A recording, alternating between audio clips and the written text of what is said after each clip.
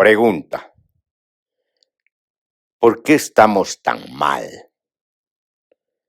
¿Cómo hemos llegado a esta situación? Que es la misma pregunta en otro contexto, otra forma de contextualizar la referencia. ¿Por qué está tan mal el país? Y una otra pregunta que tiene que ver precisamente con el nosotros. ¿Cómo hemos llegado a ser lo que somos en el momento presente? Que alude a que estamos en la situación calificada como mala, una situación mala. Bueno, es una situación mala en sentido económico, social y quizás también cultural. Entonces la pregunta es, ¿cómo hemos llegado a esta situación? ¿Cómo podemos responder esta pregunta? Históricamente, juzgando, o más bien, en vez de juzgar y buscar culpables, hacer un análisis de cómo ha funcionado la historia efectiva, lo que hace a la historia que tiene que ver con los dispositivos y los sujetos sociales, pero también con las estructuras de poder, desde la República hasta ahora, y quizás también concentrarnos sobre todo en las últimas décadas, que eran en principio décadas de promesa, de entusiasmo, sobre todo en el primer quinquenio del 2006 al 2009, de un gobierno calificado, clasificado como progresista, pero también en sentido crítico calificado como neopopulista. Entonces la pregunta es importante, importante porque es una pregunta no solamente histórico-política, cultural y también económica, sino también es una pregunta de carácter existencial. No solamente en el sentido de por qué nos ha ocurrido esto, cuál es el drama y quizás también cuál es la tragedia, en el sentido de que se supone en la tragedia una condena, una fatalidad, aunque en el drama se suponga la comedia. Y por lo tanto hay espacio de libertad. En cambio, en la tragedia no hay campo para libertad, no hay márgenes para libertad, todo está escrito.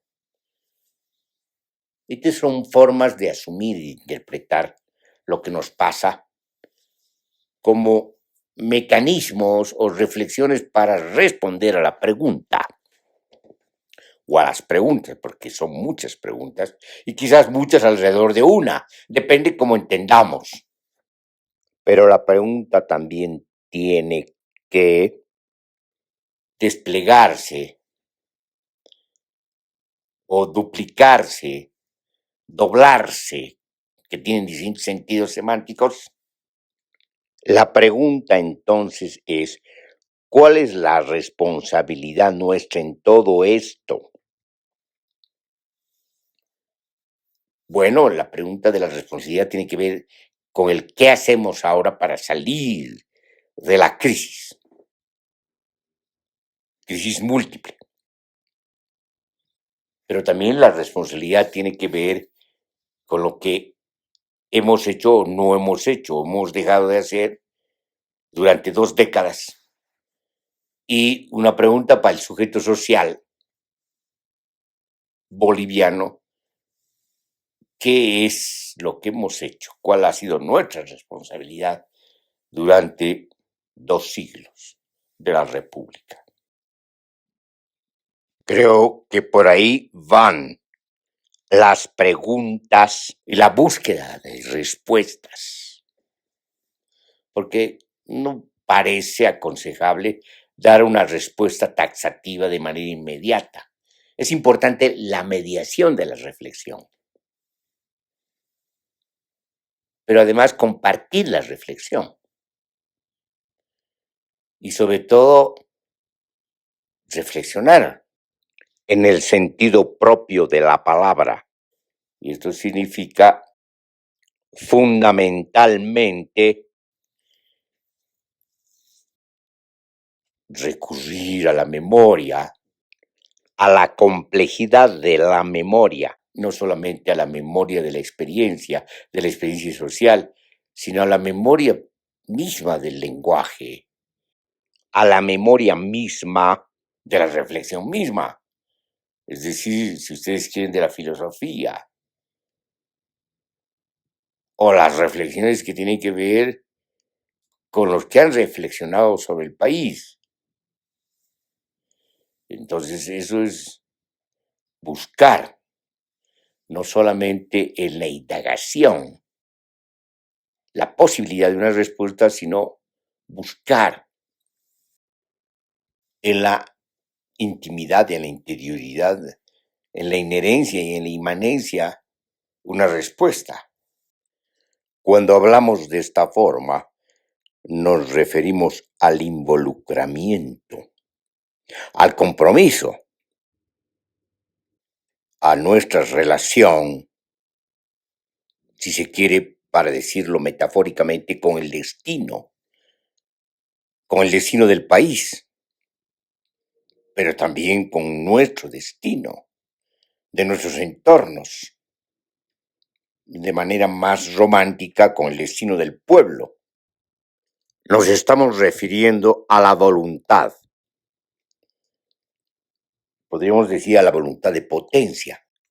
La pregunta al respecto es si tenemos voluntad de potencia, o más bien, como dice Nietzsche, voluntad de nada.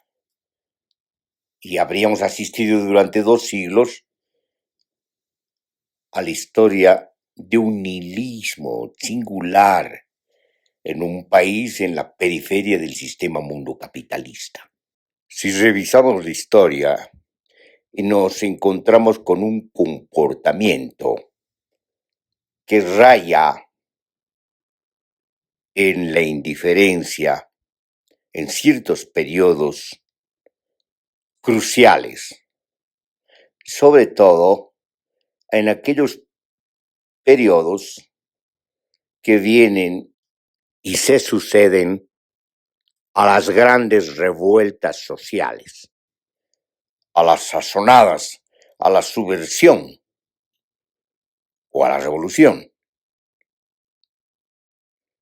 Uno espera que después de esto vengan las transformaciones. Pero si no ocurre esto, si en vez de ser consecuentes con lo que se ha hecho, con lo que ha ocurrido, con la convocatoria que viene desde el fondo, del fondo de nosotros mismos, porque una insurrección, una insurgencia, una subversión, tiene que ver con el fondo de nosotros mismos, con una latencia que sale afuera, con una potencia social que sale afuera. Y si después se vuelve a la rutina anterior, que es contra lo que se ha luchado, esto quiere decir que solo la voluntad de potencia ha durado un instante y que después esa voluntad de potencia se ha convertido en una voluntad de nada. Entonces, parte quizás de la respuesta tenga que ver con esto. Y la pregunta es, ¿por qué no tenemos voluntad de potencia?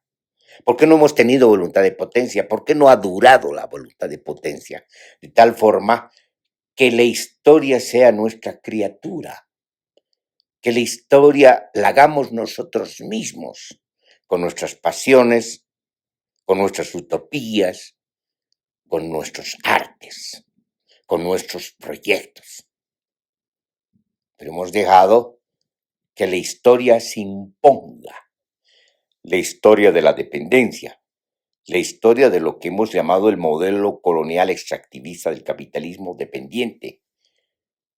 Hemos dejado que nos impongan derrotas bélicas, perdiendo más de la mitad del territorio.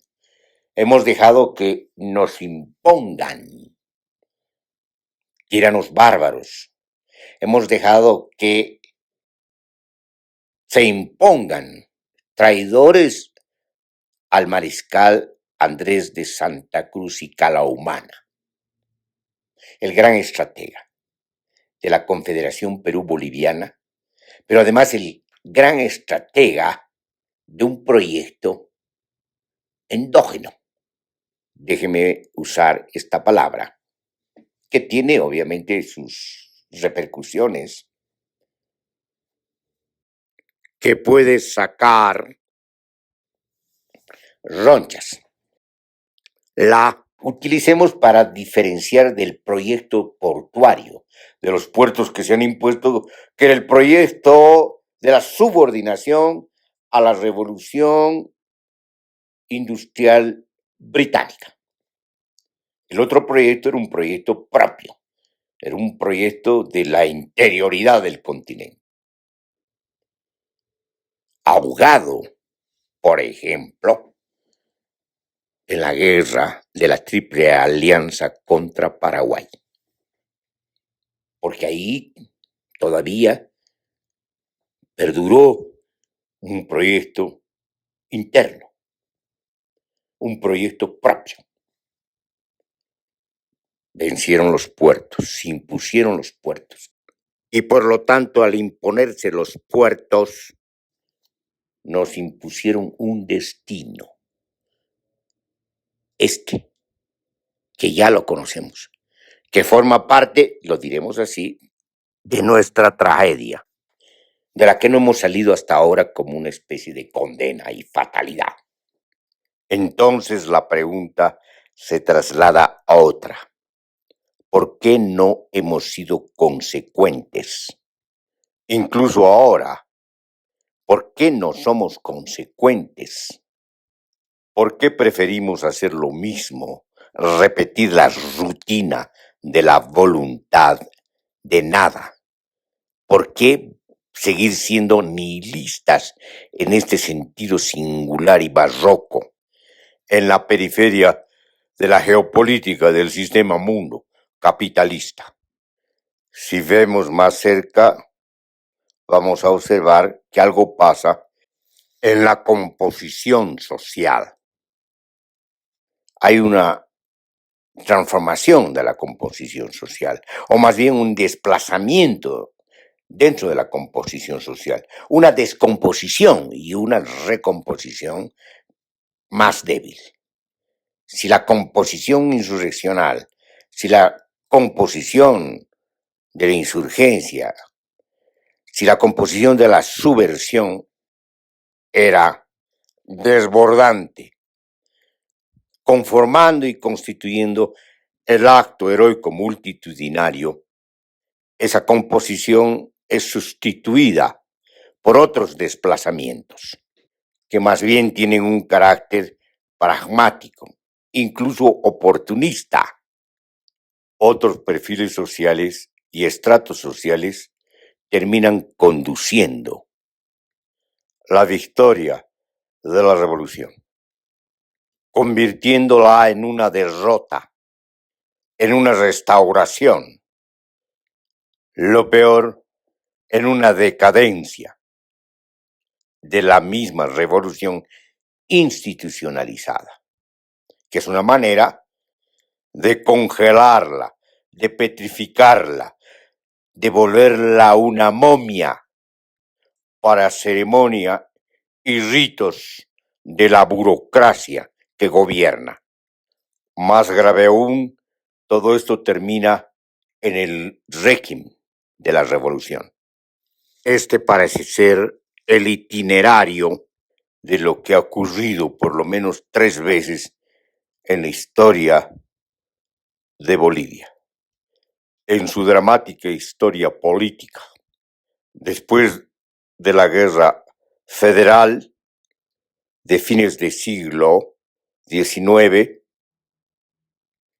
después de la Revolución del 52 y después de la Revolución Constituyente del 2000 al 2005, la movilización prolongada. Pero la historia no queda ahí. Parece que el ciclo se renueva, pero en otras condiciones y en otros contextos, y obviamente con otras características, en otra temporalidad. En otras palabras, la historia no acaba. Hablando de la historia escrita, por ejemplo, la historia de Bolivia, o la historia de una revolución, o la historia de un periodo, terminan estas escrituras en un final. Es decir, termina la interpretación. Otros harán la interpretación de lo que sigue. Pero en la realidad efectiva, la historia no acaba. Más bien, tendríamos que hablar de algo diferente a la historia, del tiempo social, o más bien las temporalidades sociales, que tienen que ver fundamentalmente con el acontecimiento, pero siguiendo un tipo de trazo de recurrencia, de continuidad endémica, podríamos decir. Cuando se da el réquiem de la revolución, no acaba ahí. Es decir, los asistentes al velorio y al entierro terminan invistiéndose de los herederos de lo que ya ha muerto y quieren continuar, a pesar de que el cadáver ha sido enterrado, de la revolución en este caso, y quieren continuar, quieren ser los continuadores de lo que podría ser más bien el fantasma de una revolución muerta. Otros podrían decir de una revolución traicionada, porque eso es más o menos lo que ocurre. Traición es quizás un término inapropiado, demasiado estereotipado, como para alumbrar sobre distintos matices, pero lo vamos a usar. Es decir, después del entierro, los continuadores quieren continuar con la tarea que ya no pudo hacer el cadáver de la revolución. ¿Qué es lo que está pasando? Es decir, ¿por qué esa continuidad de lo fúnebre? ¿Por qué esa continuidad del cementerio? ¿Por qué volvemos a insistir en lo mismo, pero cuando lo mismo ya ha muerto? Inclusive en este caso, el ciclo que se cerró se prolonga por una especie de inercia o de terquedad y quizás pragmatismo y oportunismo a los que fueron al velorio, los unos y los otros, porque hay de dos clases. Los que hablaban bien del que ha muerto, en este caso la revolución, y los que hablaban mal de la revolución, los contrincantes. Pero al final, como todo el mundo sabe, cuando el muerto está muerto, todos hablan bien del muerto. Pero en este no es el caso, pues. No es el caso, porque aquí, en esta situación, los otros, diremos los discontinuadores de la revolución, los que se opusieron, los que hablaron mal de la revolución, que dijeron que estaba mal, que era autoritarismo, que tenía vicios, consideran que la discontinuidad se da en retornar a la anterioridad a la revolución. Es decir, esta expresión conservadora, esta continuidad de lo conservador, de lo que se habría interrumpido como proyecto conservador, es pretendidamente sacada como opción. Entonces hay de dos clases, pero de dos clases del mismo ciclo, dos clases del mismo círculo vicioso del poder, que además de ser enemigos, son enemigos complementarios y por lo tanto, en el fondo, en su inconsciente son amigos. Quieren continuar por el camino de la continuidad o de la discontinuidad de la revolución, quieren continuar con lo mismo, con lo que ha muerto. Porque con la revolución ha muerto lo anterior a la revolución y con la revolución muere la revolución misma. La responsabilidad, en todo caso, del pueblo es abrir nuevos horizontes. Y eso no se hace de ninguna manera con la misma mirada en el mismo horizonte anterior. Horizontes que han sido sobrepasados. Hay una especie de enamoramiento de el pasado, pero del pasado imaginario,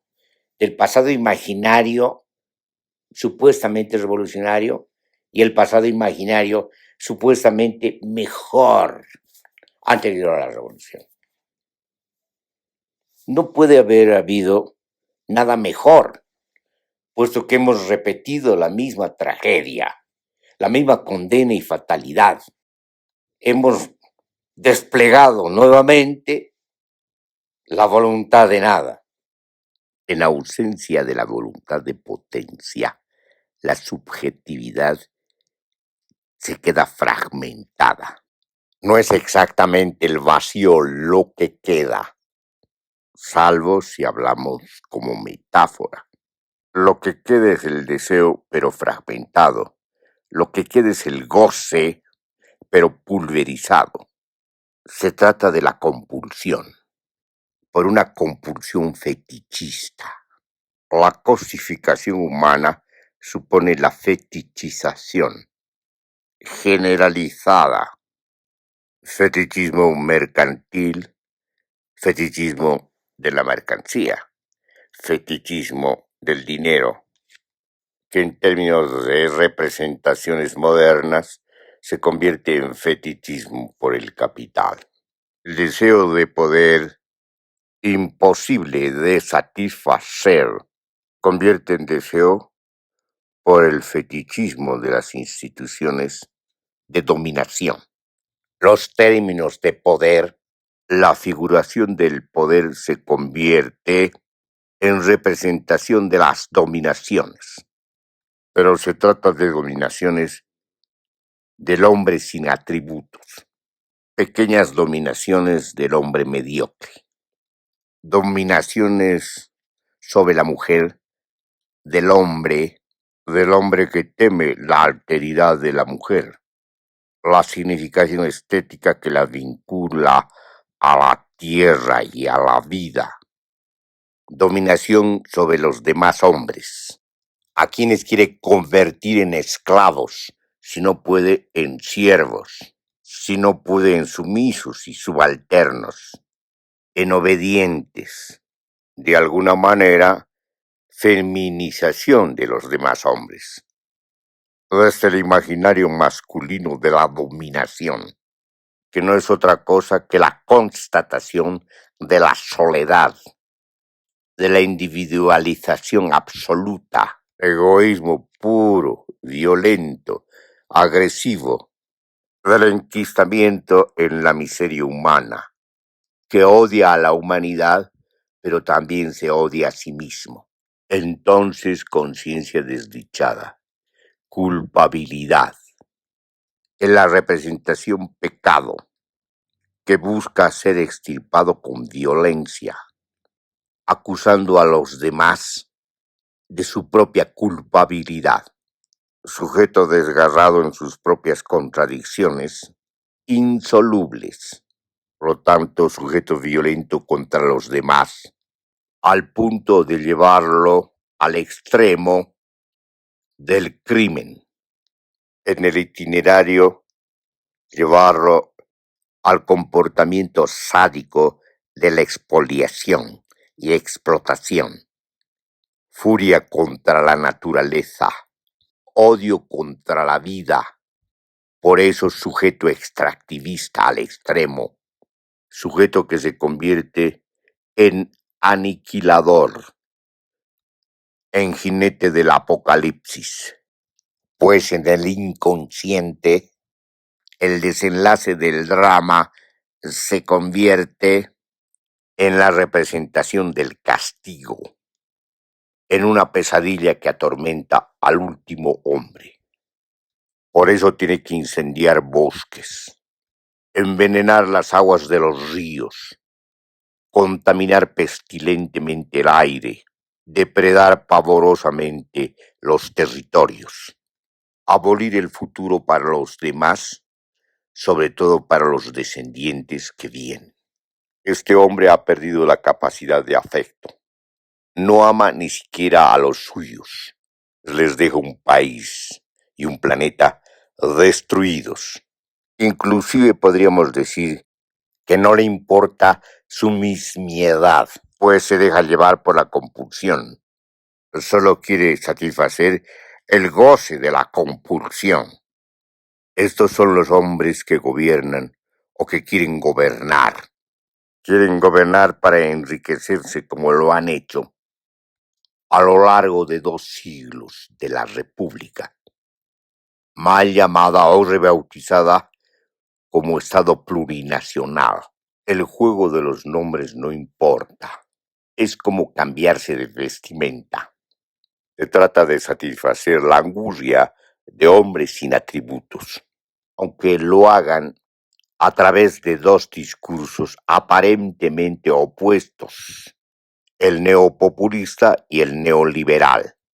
Hombres que quieren dominar lo que queda de un pueblo afectado, cuyo tejido social ha sido destruido, lo que queda de los recursos naturales que miran con el sello de las materias primas comerciables.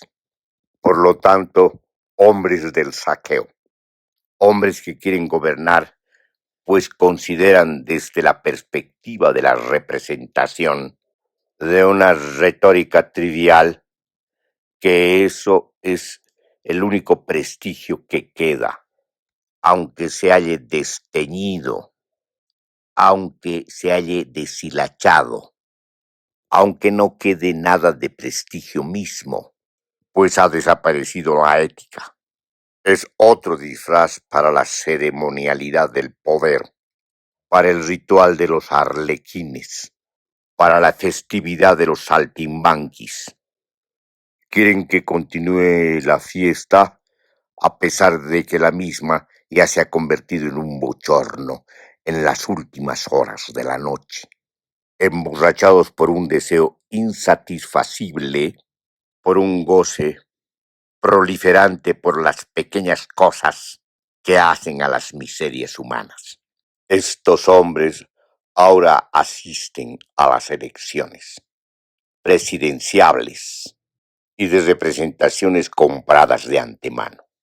Si pudiéramos nombrar lo que ocurre, podríamos llamar a esto, a este abigarrado apocalipsis nacional, o hegemonía de lo grotesco político.